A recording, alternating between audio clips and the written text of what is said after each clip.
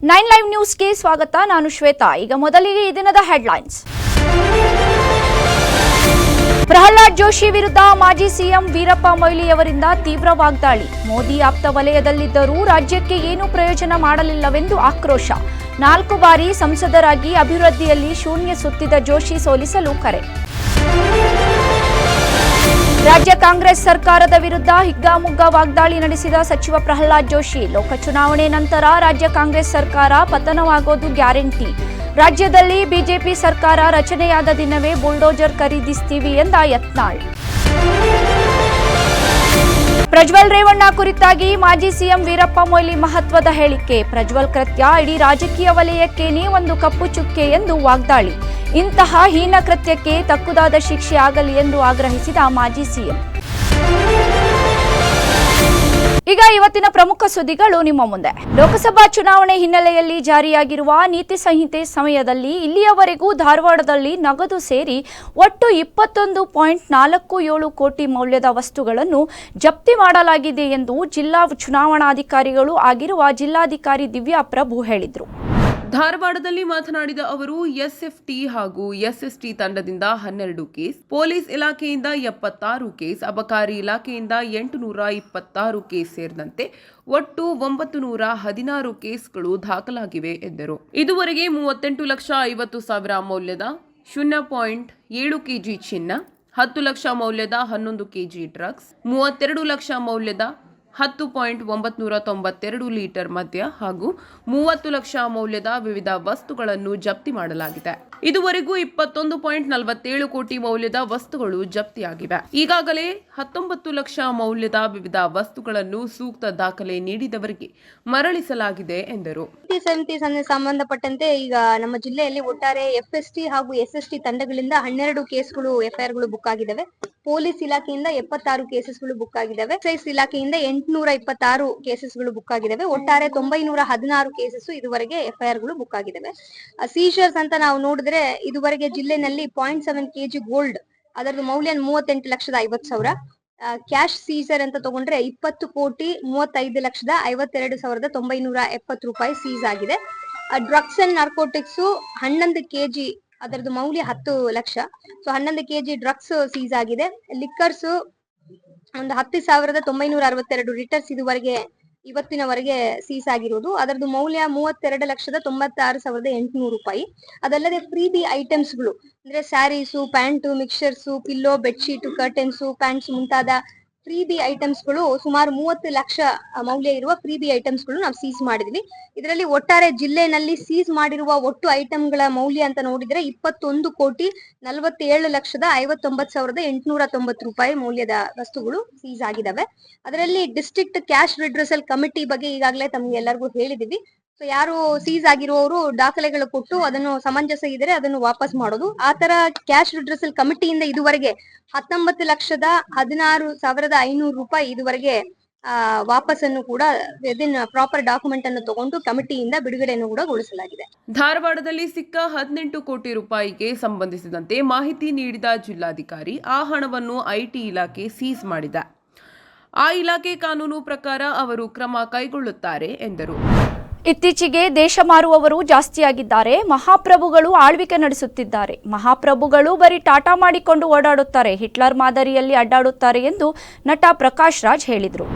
ಮಹಾಪ್ರಭುಗಳು ಬರೀ ಟಾಟಾ ಮಾಡಿಕೊಂಡು ಓಡಾಡುತ್ತಾರೆ, ಹಿಟ್ಲರ್ ಮಾದರಿಯಲ್ಲಿ ಅಡ್ಡಾಡುತ್ತಾರೆ ಎಂದು ನಟ ಪ್ರಕಾಶ್ ರಾಜ್ ಹೇಳಿದ್ರು. ಹುಬ್ಬಳ್ಳಿ ನಗರದಲ್ಲಿಂದು ಆಯೋಜಿಸಿದ್ದ ಸಂವಿಧಾನ ಸುರಕ್ಷಾ ಸಮಿತಿ ಮತ್ತು ಎದ್ದೇಳು ಕರ್ನಾಟಕ ಕಾರ್ಯಕ್ರಮದಲ್ಲಿ ಭಾಗವಹಿಸಿ ಮಾತನಾಡಿದ ಅವರು, ಕರ್ನಾಟಕದಿಂದ 27 ಜನರನ್ನು ಕಳಿಸಿದ್ದೆವು. 2 ರಾಜ್ಯಸಭಾ ಸದಸ್ಯರು ಇದ್ದರು. ಅದರಲ್ಲಿ ಒಬ್ಬರು ಹಣಕಾಸು ಸಚಿವರಿದ್ದರು.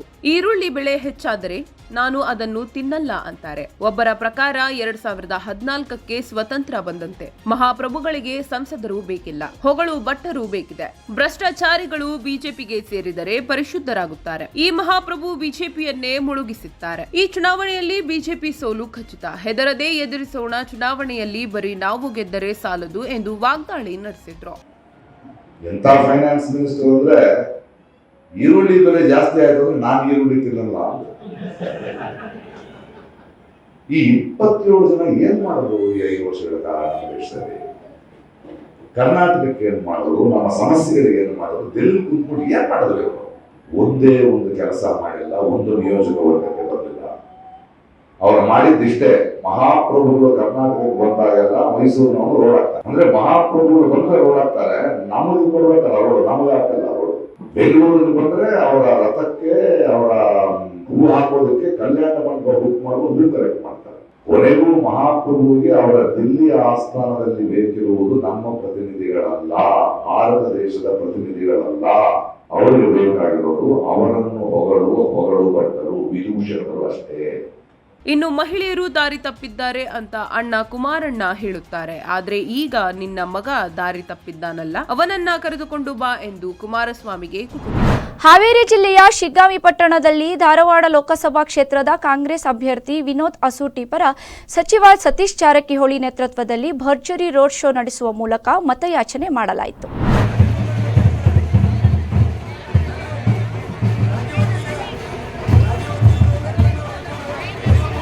ಕಾರ್ಯಕ್ರಮದ ಪ್ರಾರಂಭಕ್ಕೂ ಮುನ್ನ ಪಟ್ಟಣದಲ್ಲಿರುವ ವೀರರಾಣಿ ಕಿತ್ತೂರು ಚೆನ್ನಮ್ಮಗಳ ಮೂರ್ತಿಗೆ ವಿಶೇಷ ಪೂಜೆ ಸಲ್ಲಿಸಲಾಯಿತು. ನಂತರ ರೋಡ್ ಶೋ ಪ್ರಾರಂಭಿಸಲಾಯಿತು. ರೋಡ್ ಶೋ ವೇಳೆ ನೆರೆದಿದ್ದ ಅಪಾರ ಜನರನ್ನ ಉದ್ದೇಶಿಸಿ ಮಾತನಾಡಿದ ಲೋಕೋಪಯೋಗಿ ಸಚಿವ ಸತೀಶ್ ಜಾರಕಿಹೊಳಿ, ಕಾಂಗ್ರೆಸ್ ಪಕ್ಷದ ಗ್ಯಾರಂಟಿ ಯೋಜನೆಗಳಿಗೆ ಬಿಜೆಪಿ ಪಕ್ಷ ತತ್ತರಿಸಿ ಹೋಗಿದೆ. ಕಳೆದ ವಿಧಾನಸಭಾ ಚುನಾವಣೆ ಮುನ್ನ ಜನರಿಗೆ ನೀಡಿದ ಗ್ಯಾರಂಟಿ ಯೋಜನೆಗಳನ್ನು ಮತದಾರರಿಗೆ ನೀಡಿ ನುಡಿದಂತೆ ನಡೆದ ಸರ್ಕಾರ ಎಂಬ ಹೆಗ್ಗಳಿಕೆಗೆ ಪಾತ್ರವಾಗಿದೆ. ಪ್ರತಿಯೊಬ್ಬರೂ ಗ್ಯಾರಂಟಿ ಯೋಜನೆಗಳ ಲಾಭ ಪಡೆದಿದ್ದಾರೆ. ಅದರ ಋಣ ತೀರಿಸಲು ಕಾಂಗ್ರೆಸ್ ಪಕ್ಷ ಬೆಂಬಲಿಸಿ ಎಂದರು.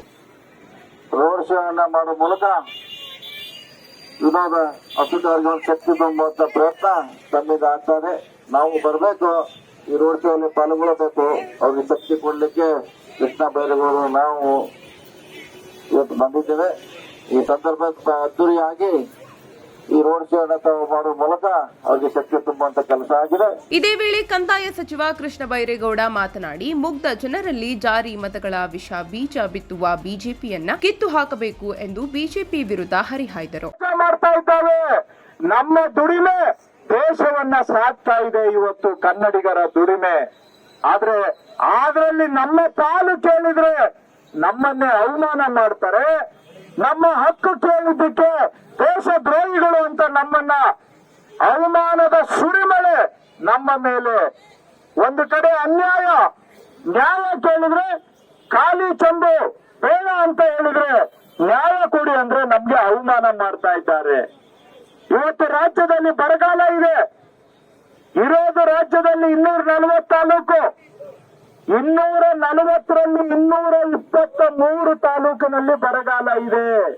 ಅಂದ್ರೆ ರಾಜ್ಯದ 95 ಭಾಗದಲ್ಲಿ ಇವತ್ತು ಬರಗಾಲ ಇದೆ. ಈ ಸಂದರ್ಭದಲ್ಲಿ ರಾಜ್ಯ ಗಡಿ ಪ್ರದೇಶದ ಅಭಿವೃದ್ಧಿ ನಿಗಮದ ಅಧ್ಯಕ್ಷ ಸೋಮಣ್ಣ ಬೇವಿನ ಮರದ್, ಮುಖಂಡ ಯಾಸಿರ್ ಖಾನ್ ಪಠಾಣ್, ಈ ಸಂದರ್ಭದಲ್ಲಿ ರಾಷ್ಟ್ರೀಯ ಮಹಿಳಾ ಮೋರ್ಚಾ ಸದಸ್ಯೆ ಸ್ವಾತಿ ಮಾಳಗಿ, ಜಿಲ್ಲಾ ಕಾಂಗ್ರೆಸ್ ಪಕ್ಷದ ಅಧ್ಯಕ್ಷ ಸಂಜೀವ್ ಕುಮಾರ್ ನೀರಲಗಿ ಸೇರಿದಂತೆ ಅಪಾರ ಸಂಖ್ಯೆಯಲ್ಲಿ ಕಾರ್ಯಕರ್ತರು, ಅಭಿಮಾನಿಗಳು, ಮುಖಂಡರು ಭಾಗವಹಿಸಿದ್ರು. ಬಿಜೆಪಿ ಲೋಕಸಭಾ ಅಭ್ಯರ್ಥಿಗಳ ಪರ ಪ್ರಚಾರಾರ್ಥವಾಗಿ ಇಂದು ಹುಬ್ಬಳ್ಳಿಗೆ ಅಮಿತ್ ಶಾ ಭೇಟಿ ನೀಡುತ್ತಿದ್ದ ಈ ಹಿನ್ನೆಲೆ ನಗರದ ನೆಹರು ಮೈದಾನದಲ್ಲಿ ಸಕಲ ಸಿದ್ಧತೆಗಳನ್ನು ಮಾಡಿಕೊಳ್ಳಲಾಗಿದೆ. ದೇಶದ ಪ್ರಧಾನಿ ಕುರಿತು ಈ ರೀತಿ ಹೇಳಿಕೆ ಸರಿಯಲ್ಲ. ಆಕಾಶಕ್ಕೆ ಉಗುಳಿದರೆ ಅವರ ಮುಖಕ್ಕೆ ಸಿಡಿಯುತ್ತದೆ ಅನ್ನೋದು ಅರ್ಥ ಮಾಡಿಕೊಳ್ಳಬೇಕು. ಈ ರೀತಿಯ ಭಾಷೆ ಬಳಕೆ ಸರಿಯಲ್ಲವೆಂದು ಹೇಳಿದ್ರು. ಅಲ್ಲದೆ ಗ್ಯಾರಂಟಿ ರದ್ದು ಕುರಿತು ರಾಜು ಕಾಗೆ ಹೇಳಿಕೆ ವಿಚಾರವಾಗಿ ಮಾತನಾಡಿ, ಸಿಎಂ ನೇರವಾಗಿ ಹೇಳೋ ಬದಲಿಗೆ ಕಾಂಗ್ರೆಸ್ ಶಾಸಕರ ಮೂಲಕ ಹೇಳಿಸುತ್ತಿದ್ದಾರೆ. ಲೋಕಸಭಾ ಚುನಾವಣೆಯಲ್ಲಿ ತಮ್ಮ ಸೋಲು ಖಚಿತ ಅಂತ ಕಾಂಗ್ರೆಸ್ನವರಿಗೆ ಗೊತ್ತಾಗಿದೆ. ಹೀಗಾಗಿ ಕಾಂಗ್ರೆಸ್ ಶಾಸಕರು ಈ ರೀತಿ ಹೇಳಿಕೆ ಕೊಡುತ್ತಿದ್ದಾರೆ ಎಂದರು. ನೋಡಿ, ಇವತ್ತು ಎಲುಬಿಲ್ಲದ ನಾಲಿಗೆ ಅಂತಂದೇಳಿ ಏನಾದರೂ ಮಾತಾಡಿದ್ರೆ ಅದಕ್ಕೆ ಅರ್ಥ ಸಿಗಂಗಿಲ್ಲ. ದಯವಿಟ್ಟು ನಾನು ಕಾಂಗ್ರೆಸ್ನ ಎಲ್ಲ ನಾಯಕರಲ್ಲಿ ವಿನಂತಿ ಮಾಡ್ತೇನೆ. ಈಗ ರಾಹುಲ್ ಗಾಂಧಿ ಬಗ್ಗೆ ನಾನೇನು ಅಪಸ್ವರವಾಗಿ ಮಾತಾಡೋದು ಸರಿಯಾಗುತ್ತಾ? ಅದು ಸರಿಯಲ್ಲ. ನಾವು ಮಾತಾಡೋದು ನಮ್ಮ ಸಂಸ್ಕೃತಿಯನ್ನು ತೋರಿಸ್ಕೊಡುತ್ತೆ. ಇವತ್ತೇನು ನೀವು ನೆಗ್ತಿರೋ ಪಕ್ತಿರೋ ಎಂದಿರಲ್ಲ, ಇದು ರಾಜು ಕಾಕಿನ ಸಂಸ್ಕೃತಿ ಇದೆ, ಕಾಂಗ್ರೆಸ್ ಪಾರ್ಟಿ ಸಂಸ್ಕೃತಿ. ಅದನ್ನು ತೋರಿಸ್ಕೊಡುವಂಥ ಕೆಲಸ ಅವ್ರು ಮಾಡಕತ್ತಾರ. ಆದರೆ ಜನ ಭಾಳ ಪ್ರಬುದ್ಧರಿದ್ದಾರೆ. ದೇಶದ ಜನ, ಕರ್ನಾಟಕ ರಾಜ್ಯದ ಜನ ಇದ್ರ ಬಗ್ಗೆ ಸಂಪೂರ್ಣವಾಗಿ ತೀರ್ಮಾನ ತೊಗೊಂತಾರೆ. ನೀವು ಈ ರೀತಿಯಾದಂಥ ಹೇಳಿಕೆ ಕೊಡೋ ಮುಖಾಂತರ ಆಕಾಶಕ್ಕೆ ಉಗುಳಿದ್ರೆ ಆಕಾಶಕ್ಕೆ ಏನಾಗಂಗಿಲ್ಲ, ಹೊಳ್ಳಿ ಸಿಡಿದು ನಿಮ್ಗೆ ಅಷ್ಟು ರಾಜು ಕಾಗೆ ನೆನ್ಪಿಟ್ಕೊಳ್ಳಿ. ನೋಡಿ, ರಾಜು ಕಾಗೆ ಅವರು ಸಿದ್ದರಾಮಯ್ಯನವ್ರ ಮುಂದೆ ಏನು ಹೇಳಬೇಕಂತಲ್ಲ ಆ ವಿಷಯಗಳನ್ನ ಇವತ್ತು ಅವ್ರ ಮುಖಾಂತರ ಹೇಳಿಸೋ ಕೆಲಸ ಮಾಡ್ಯಾರ. ಈ ಸಂದರ್ಭದಲ್ಲಿ ಪಕ್ಷದ ಮುಖಂಡರು ಹಾಗೂ ಕಾರ್ಯಕರ್ತರು ಉಪಸ್ಥಿತರಿದ್ದರು. ಸುದ್ದಿ ಮುಂದುವರಿಯುತ್ತದೆ. ಅದಕ್ಕೂ ಮುನ್ನ ಚಿಕ್ಕದೊಂದು ಬ್ರೇಕ್.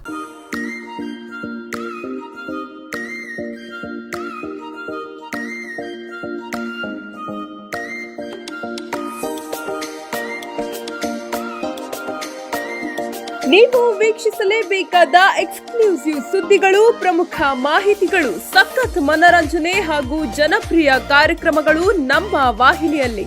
ದಿನನಿತ್ಯದ ಸಮಗ್ರ ಸುದ್ದಿಗಳಿಗಾಗಿ ವೀಕ್ಷಿಸಿ ಉತ್ತರ ಕರ್ನಾಟಕದ ನಿಮ್ಮ ಹೆಮ್ಮೆಯ ಸುದ್ದಿ ವಾಹಿನಿ 9 ಲೈವ್. ಇದು ಸತ್ಯದ ಪ್ರತಿರೂಪ. 9 ಲೈವ್ ವಾಹಿನಿ ಇದೀಗ ಹ್ಯಾಥ್ವೇ ಕೇಬಲ್ ನೆಟ್ವರ್ಕ್ನಲ್ಲಿ ಚಾನೆಲ್ ನಂಬರ್ 132ರಲ್ಲಿ ವೀಕ್ಷಿಸಬಹುದು. 9 ಲೈವ್ ಚಾನೆಲ್ ಇದೀಗ ಸೋಷಿಯಲ್ ಮೀಡಿಯಾಗಳಾದ ಯೂಟ್ಯೂಬ್, ಫೇಸ್ಬುಕ್ ಹಾಗೂ ಇನ್ಸ್ಟಾಗ್ರಾಂನಲ್ಲೂ ವೀಕ್ಷಿಸಬಹುದು. 7 ಸ್ವರವು ಸೇರಿ 7 ಬಣ್ಣ ಸೇರಿ 7 ಗಂಟೆಯೊಳಗೆ ಹಾಲು ಸಿಹಿಯಾಯಿತು. ನಮ್ಮ ಡೈರಿಯ ಸಮೃದ್ಧ ಹಾಲು 7 ಗಂಟೆಗಳಲ್ಲಿ 300ಕ್ಕೂ ಹೆಚ್ಚು ಸ್ವಾದಿಷ್ಟ ಸಿಹಿಯಾಗಿ ನಿಮ್ಮ ಮುಂದೆ. India sweet house, traditionally crafted organic delicacies. ಮೊಟ್ಟ ಮೊದಲ ಬಾರಿಗೆ ನಿಮ್ಮ 9 ಲೈವ್ ವಾಹಿನಿಯಲ್ಲಿ ವಿಭಿನ್ನ ಕಾರ್ಯಕ್ರಮಗಳ ಅನಾವರಣ. ರುಚಿ ಅಡುಗೆ ಮಾಡೋ ಹವ್ಯಾಸ ನಿಮ್ಮದಾಗಿದ್ದರೆ ನಾವು ನಿಮಗೆ ಒದಗಿಸುತ್ತಿದ್ದೇವೆ ಅದ್ಭುತ ವೇದಿಕೆ. ಹೊಸ ಅಡುಗೆ ಮಾಡುವ ಹವ್ಯಾಸ ಹೊಂದಿದ ಮಹಿಳೆಯರಿಗಾಗಿ ಇಲ್ಲಿದೆ ರುಚಿ ಶುಚಿ ಕಾರ್ಯಕ್ರಮ. ಆಸಕ್ತ ಮಹಿಳೆಯರು ಕೂಡಲೇ ಸಂಪರ್ಕಿಸಿ. Mobile number 8277833999. ಹಲೋ ಹಾಯ್ ನಮಸ್ಕಾರ. 9 ಲೈವ್ನಿಂದ ಡಾಕ್ಟರ್ ವೆಂಕಟೇಶ್ ಮಾತಾಡ್ತಾ ಇದ್ದೀನಿ. ನಿಮ್ಮ ಅಲ್ಲಿರುವ ಗಾಯಕಿಯರಿಗೆ ಒಂದು ಸಂತಸದ ಸುದ್ದಿ. 9 ಲೈವ್ನಲ್ಲಿ ಹೊಸದಾಗಿ ಬರ್ತಾ ಇದೆ ಕಾರ್ಯಕ್ರಮ ನಮ್ಮ ದಿಗ್ಗಜರು. ತೆರೆ ಹಿಂದೆ ಇರುವಂಥ ಗಾಯಕಿಯರನ್ನ ತೆರೆ ಮೇಲೆ ತರುವಂಥ ಕಾರ್ಯಕ್ರಮ 9 ಲೈವ್ ಮಾಡ್ತಾ ಇದೆ. ನಿಮ್ಮಲ್ಲಿ ಯಾರಾದರೂ ಸಂಗೀತವನ್ನು ಅಂದರೆ ಹಾಡುಗಾರರು ಇದ್ದರೆ ನಮ್ಮ ಚಾನಲ್ಗೆ ಫೋನ್ ಮಾಡಿಬಿಟ್ಟು ನಿಮ್ಮ ಹೆಸರುಗಳನ್ನ ನೋಂದಾಯಿಸಿ. ನಮ್ಮ ದಿಗ್ಗಜರು ಕಾರ್ಯಕ್ರಮ. ಎಲ್ಲರಿಗೂ ಸ್ವಾಗತ. ನಿಮ್ಮ ಒಡವೆಯನ್ನ ಬೇರೆ ಕಡೆ ಅಡ ಇಟ್ಟು ಬಡ್ಡಿ ಕಟ್ಟಿ ಸಾಕಾಗಿದೆಯಾ? ಶ್ರೀ ಸ್ಟಾರ್ ಗೋಲ್ಡ್ ಕಂಪನಿ ನಿಮ್ಮ ಬದುಕಿಗೆ ಶ್ರೀರಕ್ಷೆ. ಕೊರೋನಾ ಕಷ್ಟದಲ್ಲಿ ನೊಂದವರ ಕೈ ಹಿಡಿದಿದ್ದು ಶ್ರೀ ಸ್ಟಾರ್ ಗೋಲ್ಡ್. ಅದೇ ಬಡ್ಡಿ ಖುಷಿಯಾಗಿ ಕಟ್ಟಿ ಬಂಗಾರವಾಗಿ ಬದಲಾಯಿಸ್ಕೊಳ್ಳಿ. ಕಷ್ಟನೂ ನೀಗುತ್ತೆ, ಬಂಗಾರನೂ ಉಳಿಯುತ್ತೆ. ಶ್ರೀ ಸ್ಟಾರ್ ಗೋಲ್ಡ್ ಕಂಪನಿಗೆ ಬನ್ನಿ, ಅದೇ ಬಡ್ಡಿನ ಬಂಗಾರವಾಗಿ ಬದಲಾಯಿಸ್ಕೊಳ್ಳಿ. ಬ್ರೇಕ್ನ ನಂತರ 9 ಲೈವ್ ನ್ಯೂಸ್ಗೆ ಸ್ವಾಗತ. ಲೋಕಸಭಾ ಚುನಾವಣೆ ಮುಗಿದ ತಕ್ಷಣವೇ ಕರ್ನಾಟಕದಲ್ಲಿರುವ ಕಾಂಗ್ರೆಸ್ ಸರ್ಕಾರ ಪತನವಾಗಲಿದೆ. ಮತ್ತೊಮ್ಮೆ ಮುಖ್ಯಮಂತ್ರಿಯಾಗಿ ಬಸವರಾಜ ಬೊಮ್ಮಾಯಿ ಅಧಿಕಾರಕ್ಕೇರುತ್ತಾರೆ ಎಂದು ಕೇಂದ್ರ ಸಚಿವ ಪ್ರಹ್ಲಾದ್ ಜೋಶಿ ಹೇಳಿದರು. ಹಾವೇರಿ ಜಿಲ್ಲೆಯ ಶಿಗ್ಗಾವಿ ಪಟ್ಟಣದ ಸಂತೆ ಮೈದಾನದಲ್ಲಿ ಮಂಗಳವಾರ ಸಂಜೆ ಚುನಾವಣಾ ಪ್ರಚಾರ ನಡೆಸಿ ಮಾತನಾಡಿದ ಅವರು, ನರೇಂದ್ರ ಮೋದಿಯವರು ಮತ್ತೊಮ್ಮೆ ಪ್ರಧಾನಿಯಾಗುವುದು ಎಷ್ಟು ಸತ್ಯವೋ, ಲೋಕಸಭಾ ಚುನಾವಣೆ ಮುಗಿದ ಬಳಿಕ ಕರ್ನಾಟಕದಲ್ಲಿ ಬಸವರಾಜ ಬೊಮ್ಮಾಯಿ ಅವರು ಮತ್ತೊಮ್ಮೆ ಮುಖ್ಯಮಂತ್ರಿಯಾಗುವುದು ಅಷ್ಟೇ ಸತ್ಯ ಎಂದು ಹೇಳಿದ್ರು. ಕರ್ನಾಟಕದಲ್ಲಿ ವೋಟ್ ಬ್ಯಾಂಕ್ ಪಾಲಿಟಿಕ್ಸ್ ಗಾಗಿ ವೋಟ್ ಬ್ಯಾಂಕ್ ಕಳ್ಳರ ಸರ್ಕಾರ ಬರೇ ಕಳ್ಳತನ ಮಾಡೋರಲ್ಲಿ ದರೋಡೆಕೋರರು. ಇಲ್ಲಿ ಪಾಕಿಸ್ತಾನ್ ಜಿಂದಾಬಾದ್ ಅಂದ್ರೆ ನಮ್ಮ ಮುಖ್ಯಮಂತ್ರಿಗಳು ಅಂದಿಲ್ಲ, ಏನೂ ಅಂದಿಲ್ಲ.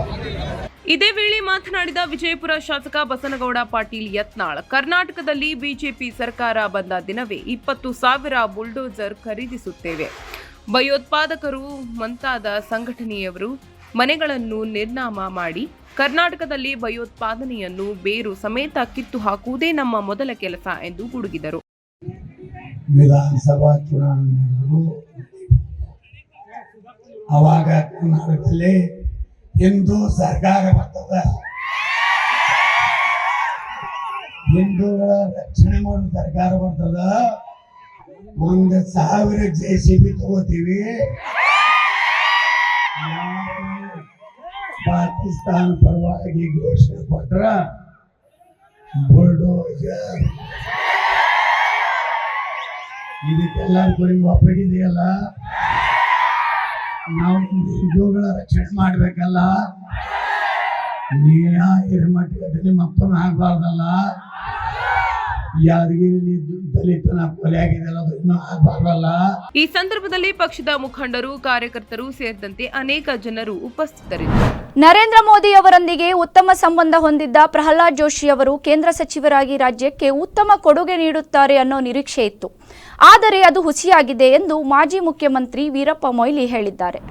ನಗರದಲ್ಲಿಂದು ಸುದ್ದಿಗಾರರೊಂದಿಗೆ ಮಾತನಾಡಿದ ಅವರು, ರಾಜ್ಯಕ್ಕೆ ಏನು ಉಪಯೋಗವಾಗದ ಜೋಶಿ ಅವರನ್ನ ಸೋಲಿಸಬೇಕು ಎಂದರು. ಅಲ್ಲದೆ ಮೋದಿ ಆಡಳಿತಾವಧಿಯಲ್ಲಿ ಪ್ರಜಾಪ್ರಭುತ್ವದ ಮೇಲಿನ ನಂಬಿಕೆ ಹೊರಟು ಹೋಗುವಂತಾಗಿದೆ. ಹೀಗಾಗಿ ಮತದಾನದಲ್ಲಿ ಕುಸಿತ ಕಂಡು ಬಂದಿದೆ ಎಂದರು. ಇನ್ನು ಪ್ರಾರಂಭದಲ್ಲಿ ಬಿಜೆಪಿಗರು 400ಕ್ಕೂ ಅಧಿಕ ಸ್ಥಾನ ಗೆಲ್ಲುವ ಹುಮ್ಮಸ್ಸಿನಲ್ಲಿದ್ದರು. ಈಗ 200 ಕ್ಷೇತ್ರದಲ್ಲಿ ಗೆಲ್ಲುವಂತಾಗಿದೆ ಎಂದು ತಿಳಿಸಿದರು. ಒಂದು ರೀತಿಯಲ್ಲಿ ಪ್ರಜಾಪ್ರಭುತ್ವದ ಬಗ್ಗೆ ಒಂದು ಡೆಮೋಕ್ರಸಿ ಫೆಟಿಂಗ್ ಅಂತೇಳಿ ಬಂದಿದೆ. ಡೆಮೋಕ್ರಸಿ ಫೆಟಿಂಗ್ ಅಂದರೆ ಪ್ರಜಾಪ್ರಭುತ್ವದಲ್ಲೇ ಒಂದು ವಿಶ್ವಾಸ ಕಳ್ಕೊಳ್ಳತಕ್ಕಂಥ ಒಂದು ವಾತಾವರಣ ನರೇಂದ್ರ ಮೋದಿ ಅವರ ಒಂದು ಆಡಳಿತದಿಂದ ಬಂದಿದೆ. ಅದನ್ನು ವಿಸ್ತಾರವಾಗಿ ನಾನು ಆಮೇಲೆ ಹೇಳ್ತೀನಿ. ಇಲ್ಲಿ ಈ ಭಾಗದಲ್ಲಿ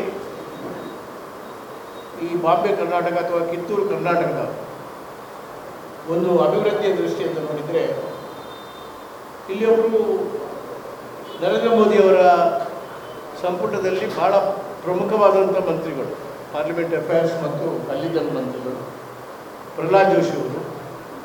ನಮಗೆಲ್ಲ ಭಾಳ ನಿರೀಕ್ಷೆ ಇತ್ತು. ಯಾಕಂದರೆ ಯಾವಾಗಲೂ ಹತ್ತಿರನೇ ನರೇಂದ್ರ ಮೋದಿಯ ಜೊತೆಯಲ್ಲಿ ಪಾರ್ಲಿಮೆಂಟಿಗೆ ಹೋಗ್ತಾರೆ, ನರೇಂದ್ರ ಮೋದಿಯವರ ಜೊತೆಯಲ್ಲಿ ಹಿಂದೆ ಬರ್ತಾರೆ.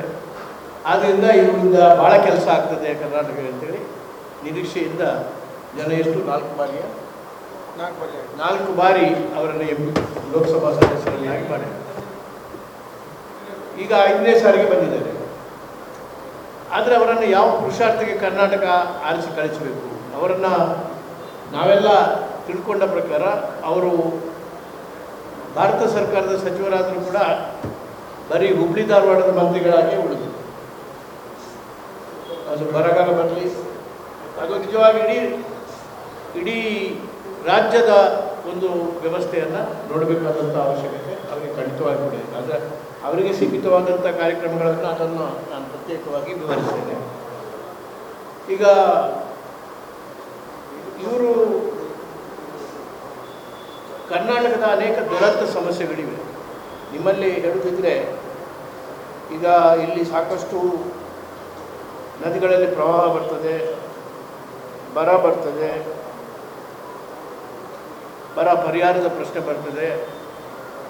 ಇದೆಲ್ಲ ಬಂದಾಗ ಪ್ರಹ್ಲಾದ್ ಜೋಶಿ ಅವರು ನಾಯಕತ್ವ ತಗೊಳ್ಬೇಕು. ನಾವೆಲ್ಲ ಮನಮೋಹನ್ ಸಿಂಗ್ ಅವರ ಮಂತ್ರಿಮಂಡಲದಲ್ಲಿರುವಾಗ ನಾನು ಇಡೀ ಕರ್ನಾಟಕದ ಸಂಸತ್ ಸದಸ್ಯರನ್ನು ಕರೆದು ಚರ್ಚೆ ಮಾಡಿ ಸಮಸ್ಯೆಗಳನ್ನು, ಅದು ಯಾವುದೇ ಪಕ್ಷದ ಸಮಸ್ಯೆ, ಅದು BJP ಇದ್ದಿರ್ಬೋದು, ಕಾಂಗ್ರೆಸ್ ಸಂಸತ್ ಸದಸ್ಯರಿರ್ಬೋದು, ಅವರೆಲ್ಲ ಕರೆಸಿ ನಾವು ಮಾತನಾಡ್ತಾ ಇದ್ದೀವಿ. ಇವರು ಮಾತನಾಡಿದ್ದು ಯಾವ ಒಂದು ಪ್ರಸಂಗವನ್ನು ಕೂಡ ನಾವು ಕೇಳಲಿಲ್ಲ. ಅವರೇ ಇಂಡಿವಿಜುವಲ್ ಆಗಿ ಬರೀ ಕಾಂಗ್ರೆಸ್ಸು ಅಥವಾ ಕಾಂಗ್ರೆಸ್ ನಾಯಕರ ಟೀಕೆ ಮಾಡುವಂಥ ಹೇಳಿಕೆ ಮಾತ್ರ ನೋಡಿದ್ದೇನೆ. ಆದರೆ ಕರ್ನಾಟಕದ ಸಮಸ್ಯೆಗಳ ವಿಚಾರ ಅಥವಾ ಈ ಭಾಗದ ಕಿತ್ತೂರು ಕರ್ನಾಟಕದ ಸಮಸ್ಯೆಗಳ ವಿಚಾರ ಅವರು ಮಾತಾಡಿದ್ದು ನಾನಂತೂ ಕೇಳಲಿಲ್ಲ. ಇದೇ ವೇಳೆ ಪ್ರಜ್ವಲ್ ರೇವಣ್ಣ ಪ್ರಕರಣದ ಕುರಿತಾಗಿಯೂ ಮಾತನಾಡಿದ ಅವರು, ಒಬ್ಬ ಸಂಸದನಾಗಿ ಈ ರೀತಿಯ ಕೃತ್ಯ ಮಾಡಿರೋದು ಅಕ್ಷಮ್ಯವಾಗಿದೆ. ಇದು ಇಡೀ ರಾಜಕೀಯ ನಾಯಕರಿಗೇನೆ ಒಂದು ಕಪ್ಪು ಚುಕ್ಕೆಯಂತಾಗಿದೆ. ಕಾನೂನು ವ್ಯಾಪ್ತಿಯಲ್ಲಿ ಅವರ ಮೇಲೆ ಏನು ಕ್ರಮ ಕೈಗೊಳ್ಳಬೇಕೋ ಅದನ್ನ ಖಂಡಿತ ಮಾಡಲಾಗುವುದು ಎಂದರು. ಈಗ ಮೋದಿ ಅವರು ಒಂದು ಸ್ಲೋಗನ್ ಕೊಟ್ಟರು, ಘೋಷಣೆ ಏನಂತ ಹೇಳಿದ್ರೆ, ಬೇಟಿ ಬಚಾವೋ ಬೇಟಿ ಪಢಾವೋ. ಈಗ ಎಷ್ಟಾಗಿದೆ ಗೊತ್ತಾ? ಲೇಟೆಸ್ಟ್ ಸ್ಟ್ಯಾಟಿಸ್ಟಿಕ್ ಪ್ರಕಾರ ಅವರದೇ ಸರ್ಕಾರದ ನ್ಯಾಷನಲ್ ಕ್ರೈಮ್ ಬ್ಯೂರೋ ಪ್ರಕಾರ 9 ಲಕ್ಷ ಮಹಿಳೆಯರ ಮೇಲೆ ದೌರ್ಜನ್ಯ ಆಗಿದೆ, ಅವ್ರದ್ದೇ ರಿಪೋರ್ಟ್ ಪ್ರಕಾರ. ಆದ್ದರಿಂದ ಇದು ಜಾಸ್ತಿ ಆಗ್ತದೆ ಹೊರತು ಕಡಿಮೆ ಆಗ್ತಾ ಇಲ್ಲ. ಇದು ಅತ್ಯಂತ ದುರಂತ. ಬಹುಶಃ ಇಡೀ ನಮ್ಮ ರಾಜಕೀಯ ನಾಯಕರಿಗೆ ಕಪ್ಪು ಮಸಿ ಬೆಳೆಯತಕ್ಕಂಥ ಕೆಲಸ ಆಗಿದೆ. ಅದಕ್ಕೆ ಉಗ್ರವಾದಂಥದ್ದು, ಅದಕ್ಕೆ ಅದಕ್ಕೆ ಈಗಾಗಲೇ SIT ನೇಮಕ ಮಾಡಿದ್ದಾರೆ. ತನಿಖೆ ಇವತ್ತು ನಾಳೆ ಅವರು ಬರಬೇಕು ಅಂತ, ಹಾಜರಾಗಬೇಕು ಅಂತ ಹೇಳಿದ್ದಾರೆ. ತನಿಖೆ ಆಗ್ತಾ ಇದೆ. ಉಗ್ರವಾದಂಥ ಶಿಕ್ಷೆ ಖಂಡಿತವಾಗಿ ಕೂಡ ಅವರಿಗೆ ಸಿಗಬೇಕಾಗಿದೆ. ಅದು ಯಾರು ಅವರ ರಕ್ಷಣೆ ಮಾಡಲಿಕ್ಕೆ ಅದು ಆಗಲಿ, ತನಿಖೆ ಆದಮೇಲೆ ಅದು ಸತ್ಯ ಅಂತೇಳಿ ಕಂಡ ಮೇಲೆ ಉಗ್ರವಾದಂಥ ಶಿಕ್ಷೆಯನ್ನು ಅವರಿಗೆ ಕೊಡಬೇಕು. ಈ ಸಂದರ್ಭದಲ್ಲಿ ಕಾಂಗ್ರೆಸ್ ಯುವ ನಾಯಕ ರಕ್ಷಾ ರಾಮಯ್ಯ, ಜಿಲ್ಲಾ ಕಾಂಗ್ರೆಸ್ ಸಮಿತಿ ಅಧ್ಯಕ್ಷರಾದ ಅಲ್ತಾಫ್ ಹಳ್ಳೂರು ಸೇರಿದಂತೆ ಇತರೆ ಅನೇಕ ಪ್ರಮುಖ ನಾಯಕರು ಉಪಸ್ಥಿತರಿದ್ದರು. ಪ್ರಧಾನ ಮೋದಿ ವಿರುದ್ಧ ಶಾಸಕ ರಾಜು ಕಾಗೆ ನಾಲಿಗೆ ಹರಿಬಿಟ್ಟ ವಿಚಾರವಾಗಿ ಪ್ರತಿಕ್ರಿಯೆ ನೀಡಿದ ಶಾಸಕ ಮಹೇಶ್ ತೆಂಗಿನಕಾಯಿ, ಇದು ಕಾಂಗ್ರೆಸ್ ಸಂಸ್ಕೃತಿ ತೋರಿಸುತ್ತದೆ ಎಂದು ಕಿಡಿಕಾರಿದ್ದಾರೆ. ದೇಶದ ಪ್ರಧಾನಿ ಕುರಿತು ಈ ರೀತಿ ಹೇಳಿಕೆ ಸರಿಯಲ್ಲ. ಆಕಾಶಕ್ಕೆ ಉಗುಳಿದರೆ ಅವರ ಮುಖಕ್ಕೆ ಸಿಡಿಯುತ್ತದೆ ಅನ್ನೋದು ಅರ್ಥ ಮಾಡಿಕೊಳ್ಳಬೇಕು. ಈ ರೀತಿಯ ಭಾಷೆ ಬಳಕೆ ಸರಿಯಲ್ಲವೆಂದು ಹೇಳಿದ್ರು. ಅಲ್ಲದೆ ಗ್ಯಾರಂಟಿ ರದ್ದು ಕುರಿತು ರಾಜು ಕಾಗೆ ಹೇಳಿಕೆ ವಿಚಾರವಾಗಿ ಮಾತನಾಡಿ, ಸಿಎಂ ನೇರವಾಗಿ ಹೇಳೋ ಬದಲಿಗೆ ಕಾಂಗ್ರೆಸ್ ಶಾಸಕರ ಮೂಲಕ ಹೇಳಿಸುತ್ತಿದ್ದಾರೆ. ಲೋಕಸಭಾ ಚುನಾವಣೆಯಲ್ಲಿ ತಮ್ಮ ಸೋಲು ಖಚಿತ ಅಂತ ಕಾಂಗ್ರೆಸ್ನವರಿಗೆ ಗೊತ್ತಾಗಿದೆ. ಹೀಗಾಗಿ ಕಾಂಗ್ರೆಸ್ ಶಾಸಕರು ಈ ರೀತಿ ಹೇಳಿಕೆ ಕೊಡುತ್ತಿದ್ದಾರೆ ಎಂದರು. ನೋಡಿ, ಇವತ್ತು ಎಲುಬಿಲ್ಲದ ನಾಲಿಗೆ ಅಂತಂದೇಳಿ ಏನಾದರೂ ಮಾತಾಡಿದರೆ ಅದಕ್ಕೆ ಅರ್ಥ ಸಿಗಂಗಿಲ್ಲ. ದಯವಿಟ್ಟು ನಾನು ಕಾಂಗ್ರೆಸ್ನ ಎಲ್ಲ ನಾಯಕರಲ್ಲಿ ವಿನಂತಿ ಮಾಡ್ತೇನೆ. ಈಗ ರಾಹುಲ್ ಗಾಂಧಿ ಬಗ್ಗೆ ನಾನೇನು ಅಪಸ್ವರವಾಗಿ ಮಾತಾಡೋದು ಸರಿಯಾಗತ್ತಾ? ಅದು ಸರಿಯಲ್ಲ. ನಾವು ಮಾತಾಡೋದು ನಮ್ಮ ಸಂಸ್ಕೃತಿಯನ್ನು ತೋರಿಸ್ಕೊಡುತ್ತೆ. ಇವತ್ತೇನು ನೀವು ನೆಗ್ತಿರೋ ಪಕ್ತಿರೋ ಎಂದಿರಲ್ಲ, ಇದು ರಾಜು ಕಾಕಿನ ಸಂಸ್ಕೃತಿ ಇದೆ, ಕಾಂಗ್ರೆಸ್ ಪಾರ್ಟಿ ಸಂಸ್ಕೃತಿ. ಅದನ್ನು ತೋರಿಸ್ಕೊಡುವಂಥ ಕೆಲಸ ಅವ್ರು ಮಾಡಕತ್ತಾರ. ಆದರೆ ಜನ ಭಾಳ ಪ್ರಬುದ್ಧರಿದ್ದಾರೆ. ದೇಶದ ಜನ, ಕರ್ನಾಟಕ ರಾಜ್ಯದ ಜನ ಇದ್ರ ಬಗ್ಗೆ ಸಂಪೂರ್ಣವಾಗಿ ತೀರ್ಮಾನ ತೊಗೊಂತಾರೆ. ನೀವು ಈ ರೀತಿಯಾದಂಥ ಹೇಳಿಕೆ ಕೊಡೋ ಮುಖಾಂತರ ಆಕಾಶಕ್ಕೆ ಉಗುಳಿದ್ರೆ ಆಕಾಶಕ್ಕೆ ಏನಾಗಂಗಿಲ್ಲ, ಹೊಳ್ಳಿ ಸಿಡಿದು ನಿಮ್ಗೆ ಅಷ್ಟು ರಾಜು ಕಾಗೆ ನೆನ್ಪಿಟ್ಕೊಳ್ಳಿ. ನೋಡಿ, ರಾಜು ಕಾಗೆ ಅವರು ಸಿದ್ದರಾಮಯ್ಯನವರು ಮುಂದೆ ಏನು ಹೇಳಬೇಕಂತಲ್ಲ ಆ ವಿಷಯಗಳನ್ನ ಇವತ್ತು ಅವ್ರ ಮುಖಾಂತರ ಹೇಳಿಸೋ ಕೆಲಸ ಮಾಡ್ಯಾರ. ಈ ಸಂದರ್ಭದಲ್ಲಿ ಪಕ್ಷದ ಮುಖಂಡರು ಹಾಗೂ ಕಾರ್ಯಕರ್ತರು ಉಪಸ್ಥಿತರಿದ್ದರು. ಪ್ರಜ್ವಲ್ ರೇವಣ್ಣ ಪ್ರಕರಣ ಸಾಕಷ್ಟು ಗಂಭೀರವಾಗಿದ್ದು, ಇದು ದೇಶವಷ್ಟೇ ಅಲ್ಲದೆ ಜಗತ್ತಿನಾದ್ಯಂತ ದೊಡ್ಡ ಸ್ಕ್ಯಾಂಡಲ್ ಆಗಿದೆ ಎಂದು ಕಾಂಗ್ರೆಸ್ ಯುವ ನಾಯಕ ರಕ್ಷಾ ರಾಮಯ್ಯ ಹೇಳಿದರು. ಹುಬ್ಬಳ್ಳಿಯಲ್ಲಿ ಮಾಧ್ಯಮದ ಜೊತೆಗೆ ಮಾತನಾಡಿದ ಅವರು, ಪ್ರಜ್ವಲ್ ಪ್ರಕರಣದಲ್ಲಿ ಈಗಾಗಲೇ ಎಸ್ಐಟಿ ತನಿಖೆ ನಡೆಸಲಾಗುತ್ತಿದೆ. ವಿಚಾರಣೆಗೂ ಹಾಜರಾಗುವಂತೆ ಹೇಳಲಾಗಿದೆ. ಕಾನೂನಾತ್ಮಕವಾಗಿ ಯಾರಿಗೆ ಶಿಕ್ಷೆ ಆಗಬೇಕೋ ಅದು ಆಗೇ ಆಗುತ್ತದೆ ಎಂದು ತಿಳಿಸಿದ್ರು. ಅಲ್ಲದೆ ಇದು ಚುನಾವಣೆಯನ್ನ ದೃಷ್ಟಿಯಲ್ಲಿಟ್ಟುಕೊಂಡು ನಡೆಸಲಾಗುತ್ತಿರುವ ಹೋರಾಟವಲ್ಲ. ಒಂದೊಮ್ಮೆ ಪ್ರಜ್ವಲ್ ರೇವಣ್ಣ ಪ್ರಕರಣವನ್ನ ನಾವು ಚುನಾವಣೆಗೆ ಬಳಸಿಕೊಳ್ಳುವುದಾಗಿದ್ದರೆ 10 ದಿನ ಮೊದಲೇ ಧ್ವನಿ ಎತ್ತುತ್ತಿದ್ದೆವು. ಆಗ ನಮಗೆ ಹೆಚ್ಚು ಅನುಕೂಲವಾಗಬಹುದಾಗಿತ್ತಲ್ಲವೇ ಎಂದು ಪ್ರಶ್ನಿಸಿದ್ರು. ಈ ಒಂದು ಪ್ರಕರಣದ ವಿರುದ್ಧ ಎಸ್ಐಟಿ ಫಾರ್ಮ್ ಮಾಡಿ ಇನ್ವೆಸ್ಟಿಗೇಷನ್ ನಡೀತಾ ಇದೆ. ಮಾನ್ಯ ಮುಖ್ಯಮಂತ್ರಿಗಳು, ಉಪಮುಖ್ಯಮಂತ್ರಿಗಳು ಇದು ತನಿಖೆ ನಡೆಸ್ತಾ ಇದ್ದಾರೆ. ತನಿಖೆ ನಡೆಸಿ ಇನ್ವೆಸ್ಟಿಗೇಷನ್ಗೂ ಕರೆದಿದ್ದಾರೆ. ಇದನ್ನು ನ್ಯಾಯದ ಪ್ರಕಾರ ನ್ಯಾಯ ರೀತಿಯಾಗಿ ತನಿಖೆ ನಡೆದು ಯಾರಿಗೆ ಶಿಕ್ಷೆ ಆಗಬೇಕೋ ಅದು ಹಾಗೆ ಆಗುತ್ತೆ. ಈ ಸಂದರ್ಭದಲ್ಲಿ ಜಿಲ್ಲಾ ಕಾಂಗ್ರೆಸ್ ಅಧ್ಯಕ್ಷ ಅಲ್ತಾಫ್ ಹಳ್ಳೂರ್, ಅನಿಲ್ ಕುಮಾರ್ ಪಾಟೀಲ್ ಸೇರಿದಂತೆ ಇತರರು ಉಪಸ್ಥಿತರಿದ್ದರು. ಇವಿಷ್ಟು ಇವತ್ತಿನ ಪ್ರಮುಖ ಸುದ್ದಿಗಳು. ನಿರಂತರ ಸುದ್ದಿಗಳಿಗಾಗಿ ನೋಡ್ತಾ ಇರಿ 9 ಲೈವ್ ನ್ಯೂಸ್. ಇದು ಸತ್ಯದ ಪ್ರತಿರೂಪ.